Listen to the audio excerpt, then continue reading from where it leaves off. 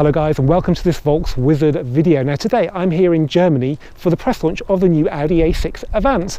I'm in the area of Baden-Württemberg, which is near the Neckarsulm factory where the A6 has been produced for about 25 years, so a very good location to come and test drive the car on the roads where it's been developed. Now, as you probably know, this is based on the A6 Saloon, which came out in 2018. A very handsome looking car compared to previous models, and also dynamically it's moved things on. Technology is massively different, and it's also going to be the foundation for the RS6 Avant, which is coming probably 2019, maybe even 2020, but that should be a stonker of a car. So whilst this is only a 2-litre TDI, it's going to be the biggest seller in the UK, so it's got a bit of relevance to the UK market. So let's go and have a closer look around it. This car's in Floret silver, and it's got 20-inch wheels. We've got two 40/20 tyres, that's why it's got quite a lot of grip. Yeah. Now the designers are really excited about this bit here. It doesn't look really that cool from straight on, but if you stand back, you can see how the lines of the car kind of converge on the wheel arch, emphasising the width of the back and the quattro and stability. It's a handsome car. Okay, we've got some fake exhaust tips down here, but we can live with those. Got a nice chrome bit along here. But Parys Cybulski, the designer, will give you a good tour of it later. So let's just have a look at practicality. So we've got electric boots. Apparently you can kick your foot under there and open it, but you have to have the key on you. It's in the car right now.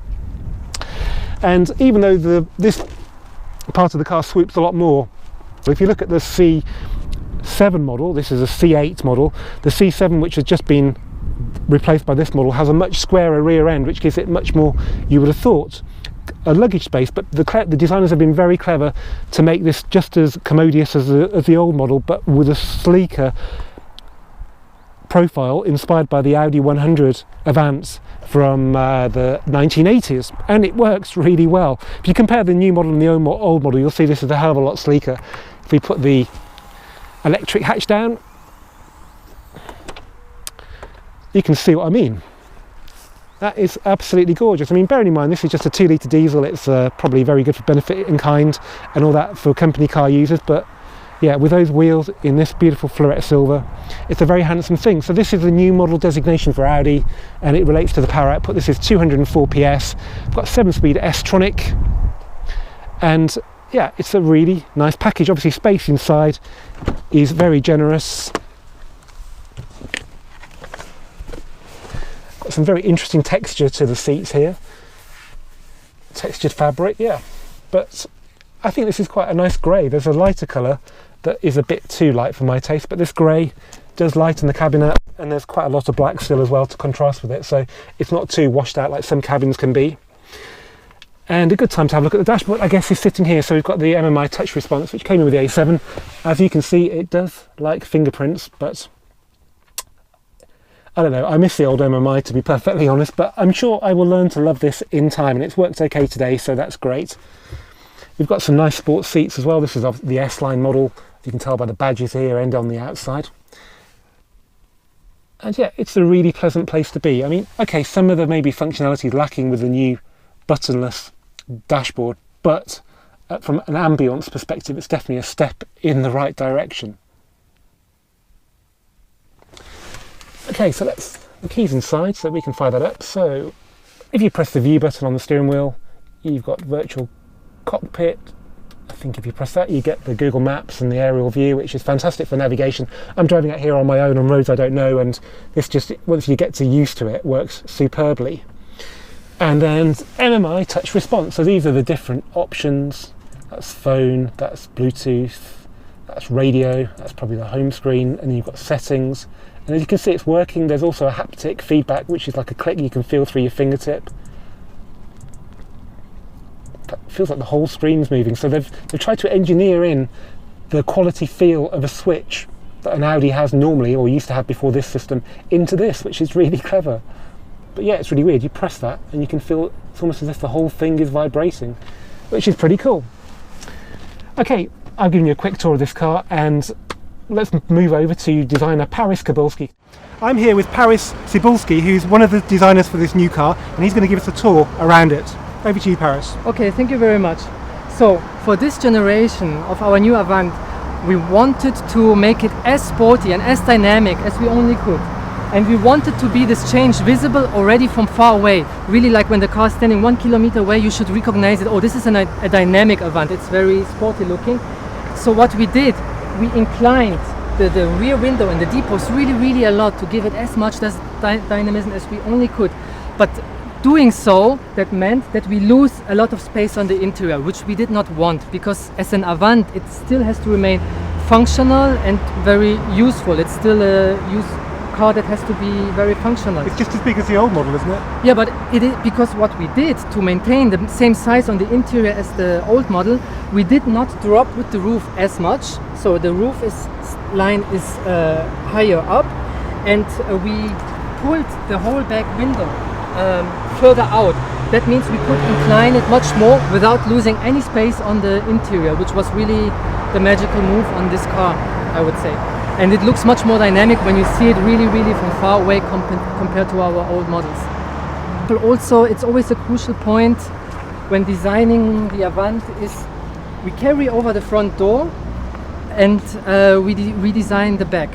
By carrying over the front door, it's important how this line really arrives. And when we designed before our sedans, often we had the problem that we start to drop too early down, and to catch a really very fluid and very harmonious line, it was very difficult. It looked somehow always flat because it strangely tried to catch up to this point. But by designing those two cars together, we could react on those cars to really get one good flow for the sedan and for the Avant. So you've been able to use your designer skills more purely on this car because because we like inter-react on both cars at the same time. It's not like, oh, one is already done, now we have to deal with this. We still can change it on the other car. Tell us about your most favourite part on the car that you've designed. I think it's always this part, the way it's sculpted out, the way really the highlights are really leading to this wheel, giving you a lot of this Coke bottle design, having a very emphasized quattro theme on the back and on the front, but especially on the back it gives you really like a very muscle strong feeling, good stance. I really like especially this part. But what I like especially about the whole A6, it in general looks very harmonious, like out of one shell. I don't know how the expression is, but it's like the front really fits to the back, and everything is really working well together as a whole. Great. Well, thanks for that tour of the new Audi A6 Avant. Now it's my time to go and drive this wonderful looking car. Okay, so following on from our excellent tour of the new Audi A6 Avant by designer Parys Cybulski, here I am driving it on the roads of Baden-Württemberg near the Neckarsulm factory. I've only got the lowly 2-litre TDI because this will be the big seller in the UK. Got 7-speed Xtronic, we've got the 12-volt mild hybrid system which stores power as you're driving along and increases the MPG. I mean, that's why we've only got 124 grams per kilometre of CO2 on this car, which is remarkable for a car of its size, especially under the new WLTP testing regime, which is a lot harsher on cars than the old one. We've got adaptive damper through the drive select system, which means we've got electronic controlled damping, so you've got comfort, dynamic, auto, and yeah, it's bearing in mind this is really a rep car, a fleet car. It actually is a bit more fun to drive than you'd expect. It's practical, it's quite big, but it goes round corners up until the limit of grip anyway, which is quite low, I guess, because we've only got 2-wheel drive. It goes around corners really well, actually. Yeah, okay, it's a big car and we haven't got an awful lot of power, but the 7-speed Xtronic makes the best of it. It's a little bit slow going off from the start, so if you're pulling off from a junction and there's only a bit of a space, you probably might want to think about not going for it in this car. But once you're up and running, it's hard to fault. We've got all the usual tech of the A6, so we've got virtual cockpit, we've got the new touch response MMI system, which actually I've found works quite well now. I tried it in the A7 Sportback back in March. I wasn't particularly impressed with it, but today it seems to be working quite well, so maybe they've improved it a little bit, or maybe I'm just better with using it. But yeah, it's good fun. It's not designed to be fun because practicality should be at the fore with a car like this, and efficiency to make it cheap for benefit in kind for company car users. But if you can have some fun, then so much the better. And I think technology and some clever design has allowed this 2-litre diesel to be quite enjoyable to hustle on these lovely roads. The brakes are also very good too, as you'd expect. So yeah, back in the past, the A6 always was a bit of a pudding to drive, but I genuinely think this is actually really enjoyable. Okay, so I hope you've enjoyed this Volkswagen video. If you have, give it a thumbs up, please subscribe, and I'll see you for the next one soon. Cheers.